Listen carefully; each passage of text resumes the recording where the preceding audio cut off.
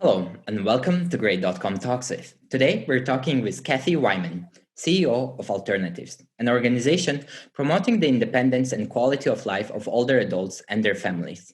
And if you're new to our podcast, please press subscribe button either on YouTube or your podcast app, because today we're going to learn about an organization working to expand care options to better meet the needs of older adults and caregivers, and envisions a day where all older adults are treated with respect, dignity, and value.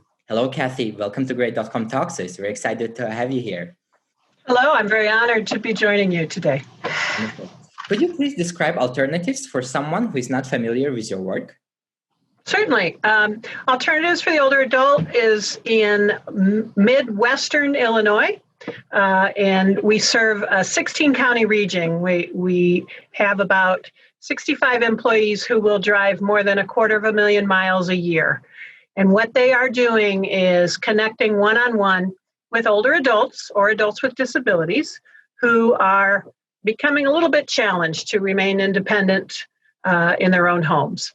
Our whole goal across all the services we provide is to help each older adult or adult with disability to stay in their home as long as possible, which is usually what people want to do. And we will try then in their community with that person's priorities to develop resources and connections for them to help them stay in their home and independent. And so it's a one-on-one thing across about 15,000 older adults in our region. It's wonderful to see the approach of one-on-one approach when you meet with older adults and adults living with disabilities to understand their needs and to make sure that they remain independent for as long as possible and within their homes rather than being dependent on caregivers or being in a caregiving facility. So that I really like that approach, and the fact that you are able to help more than 15,000 adults. That's a great indicator, and that's a great number. Could you please tell us what challenges do older adults needing care face, as well as the caregivers in navigating the care coordination process? Sure. So older adult, what does that mean? I'm an older adult, technically. Anyone that's 60 and over. So it's different. Every person is at a different place and a different space in that journey. As we age, some very basic things start to get a little bit more challenging, but that doesn't mean we're not able to do a lot of other things and remain engaged with our community. So as we age, taking care of my home maybe becomes more difficult, or balancing the checkbook, which I've done forever. Somehow I'm starting to lose track of things, or I just need a little help with meal prep and my nutrition. I'm not cooking as well as I used to. So slowly, little things become challenges. And so what we will do is meet with each person, kind of look at their home and their environment, see what's really, really important to them. And starting with their priorities, we're going to try and find the resources that will address whatever needs they may have. The biggest challenge first, usually, that caregivers will notice when they go visit mom and dad is a change in what's in that refrigerator, where it was usually full or maybe not so full because the food's being eaten and cooked regularly. All of a sudden, there's items in there that are moldy or old, half-eaten, or there isn't enough. And it's clear that the daily nutrition has changed. That's usually one of the early signs for family members that things are changing for mom and dad in their home. And so then they'll start to step in. Maybe they start to bring some meals over. And as they're spending a little more time, they're seeing some other things that are becoming difficult.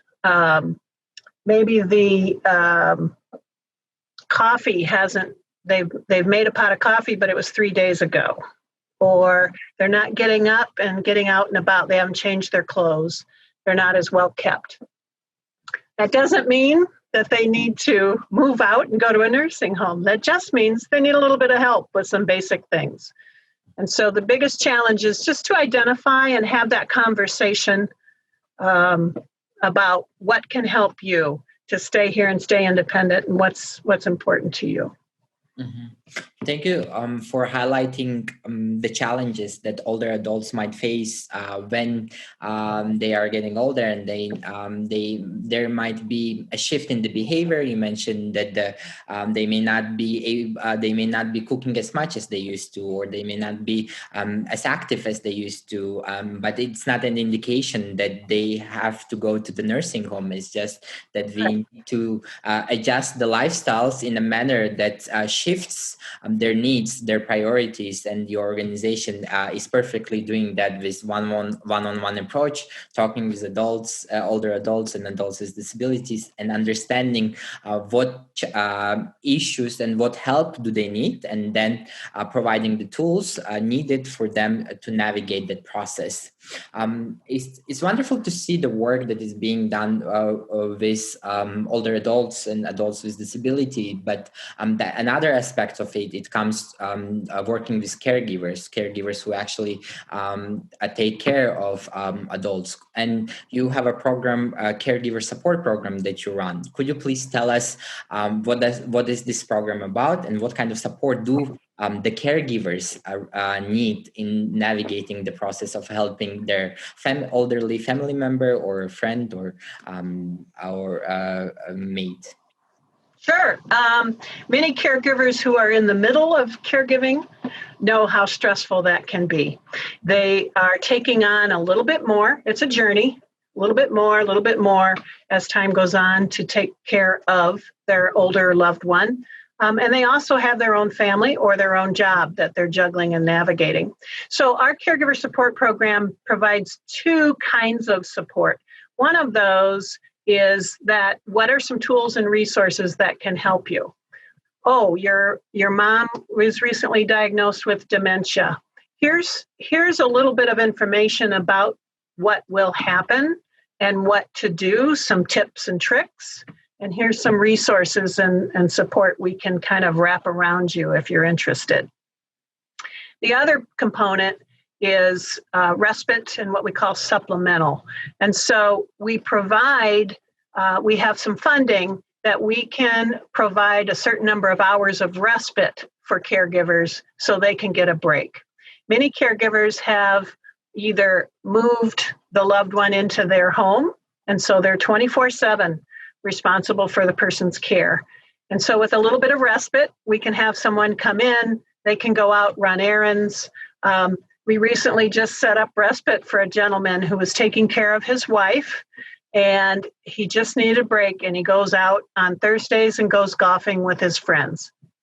That, he said in response, that one day became not only something to look forward to, but refreshed his ability to take care of his wife the rest of the week. It just gave him new breath. So just that little bit of respite. We also have some supplemental funds. Sometimes they need a ramp to help the person get in and out of their home, or some modifications to the home, and we can help to support that as well.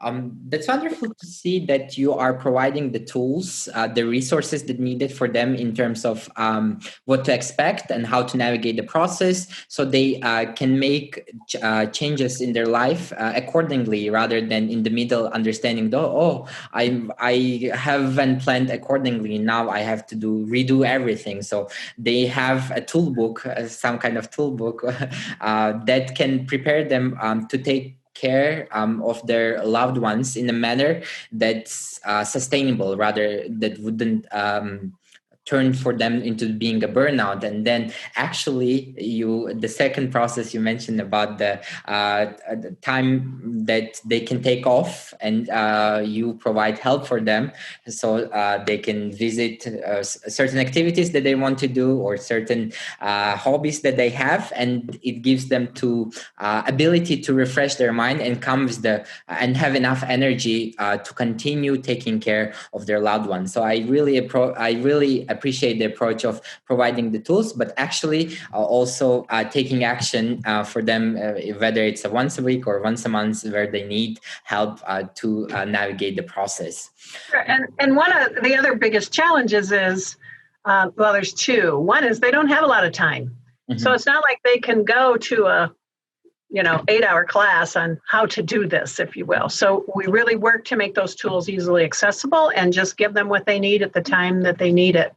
But the other piece is to begin teaching the conversation that we all should be having with our loved ones.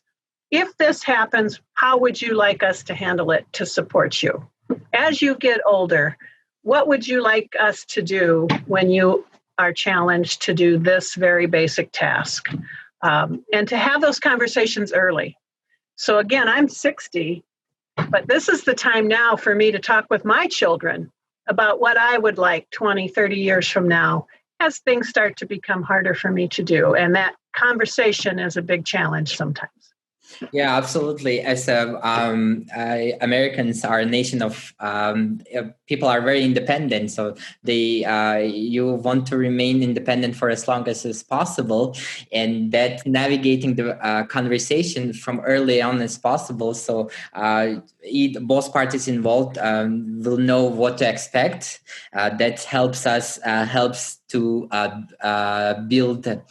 bridge the gap that can be created in the future. So that's very, thank you for highlighting that it's important to talk about it as early as possible, so we can know how to take appropriate steps when the time comes of actually needing care and support. And you mentioned when we were talking about some challenges that adults, older adults and adults with disabilities face, they might be dependent on some other individual or factors, and they might need some protection. And you have Adult Protective Services program. Could you please tell us what does this program cover, and the approach and the impact of this program on the individual's role that you support them? Sure. So on behalf of the state of Illinois, we are the Adult Protective Services Unit. And so we will take all calls of concern for an older adult. In general, that's generally a more frail older adult who is easily taken advantage of, is basically the types of calls we get. But much like calling in abuse or neglect of children, calling into the Youth Protective Services Program, this is the Adult Protective Services. So we take all calls into a toll-free number, and the types of calls we'll take are reports of abuse, reports of neglect, reports of financial exploitation, could be sexual exploitation, could be confinement, and self-neglect. And self-neglect is someone that's no longer allowing help and not taking care of themselves, and things are starting to wind down. So we'll take that report. All reports are confidential. We staff it and decide the risk level. If it's high risk, we're going to go out and investigate it immediately. We have different time frames depending on the level of risk. Mm-hmm. Our caseworkers they have 30 days to kind of do this investigation and determine if there is some abuse or neglect happening. And if they determine that there is, then they will substantiate that report, and then they'll flip over and become a caseworker. And at that point, they're now working with that person to prevent any further abuse or neglect or exploitation, and to set up things and resources to wrap around them to help them be safe and well in their home. The number one report that we will get is financial exploitation. Half the cases that we are investigating involve usually someone they know who is now dipping into their very limited fixed income and not using it for their benefit. They're using it for their own activities and so forth. It's usually a family member who is also helping the older adult. So we don't go in and tear that family apart and say, you have to stop. We're going to work with that whole family system to find a solution to help the older adult hold on to their finances, to take care of their own needs and protect them from getting taken advantage of. Mm-hmm. And then hopefully we're able to put those resources in place, and then we can step out because there's systems in place to help prevent any further issues. We will get about 1,000 reports a year. It's estimated that only 1 in 8 are reported. So sadly, we should be getting 8,000 reports a year, but we do get the 1,000. Mm-hmm. Thank you for making an analogy that as there is a child protective services, and then there is a need for adult protective services, as they can be taken advantage of. And the examples that you have mentioned are a clear indicator that these cases exist and these cases need to be addressed. And the fact the organization is addressing them, but not only saying that, oh, okay, this is on the matter of the money, taking financial advantage. You mentioned that then you bringing all the intention is not to break the family. The intention is to bring all parties involved, so you can build a sustainable solution that will support the caregiving process further on, rather than just breaking the family and making older adult or adult with a disability being completely dependent or on their caregiver. So that's a very important indicator to see that. Another unique program that you run is Bridges program. Could you please tell us what is this program about? So the of those 15,000 older adults that we might support this year, the majority typical is in their 80s to 90s and becoming fairly frail. And we're wrapping around supports to maintain their health and well-being. For the Bridges program, generally that is for the younger older adult, if you will, the 60 to 70-year-olds who are still very active. But if you have to figure out which Medicare plan is best for you in your situation, it's very complex.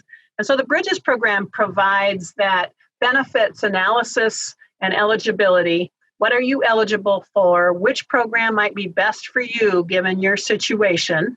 And help you get signed up for the right insurance, the right benefits, the right supports that will help you maintain your independence.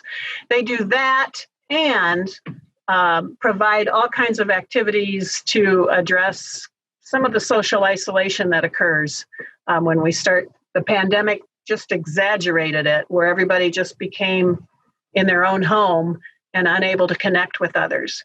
So they have a Tai Chi, they have computer classes, they have some social gatherings, and they'll do a few events to help people stay connected and have friends outside of their own personal circle and family that they're used to.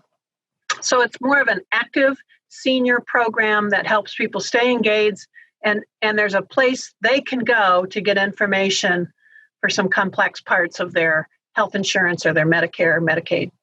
Mm-hmm. It's great to see that you're bringing active adults, older adults from 60 to 70 together, and then building a community where they can share their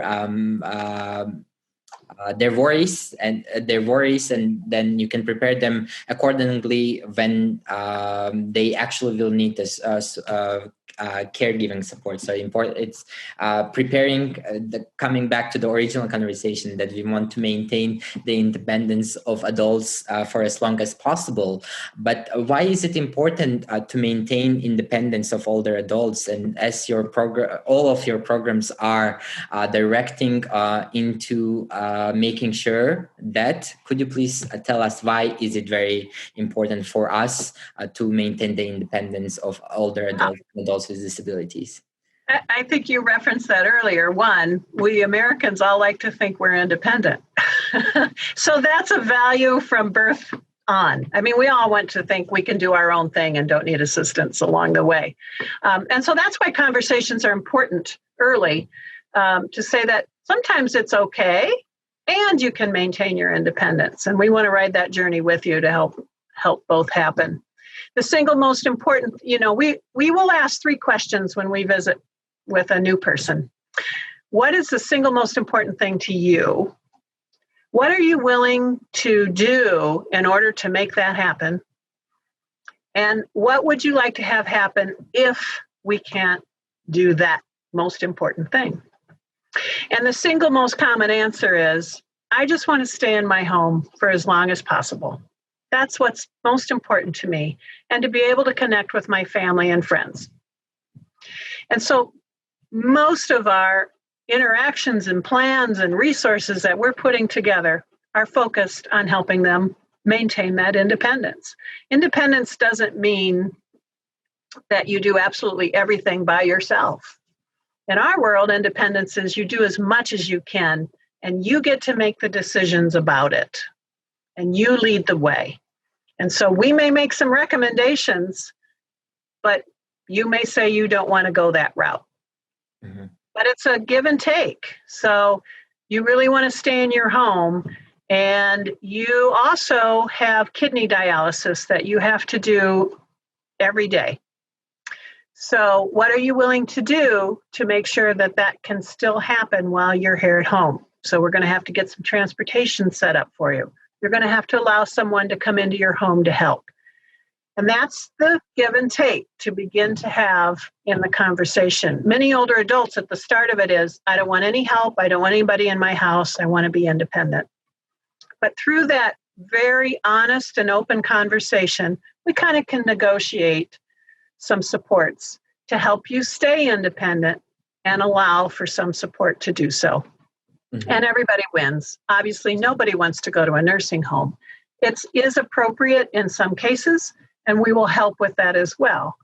But we all want to live our lives in our own space, in our own place with our own family and friends as long as possible. So that's really what drives every action that we'll take.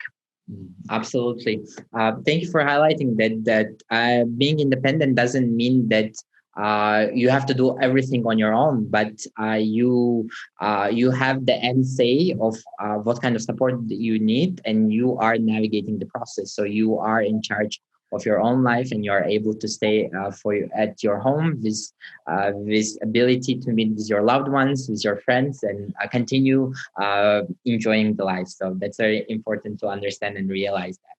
If someone would like to support alternatives, how can they do that? Well, they can go to our website at www.alternativesforyou.org, ALTERNATIVESFORYOU.org. And there's a donate button right on there. It's really easy. Wonderful. The link to the Alternatives for You website will be provided in the description. So you viewing and listening can go to the website and familiarize yourself with the great work Kathy and the team at Alternatives is doing. Thank you so much, Kathy. It was wonderful to get to know you and the very meaningful work that you and your organization is doing. Thank you so much. It was a pleasure to join with you. For you listening, if you enjoyed this conversation, please press like and share button, because this will show the YouTube and podcast algorithm that this conversation is important, that we need to maintain the independence of older adults. Thank you, and see you in the next episode.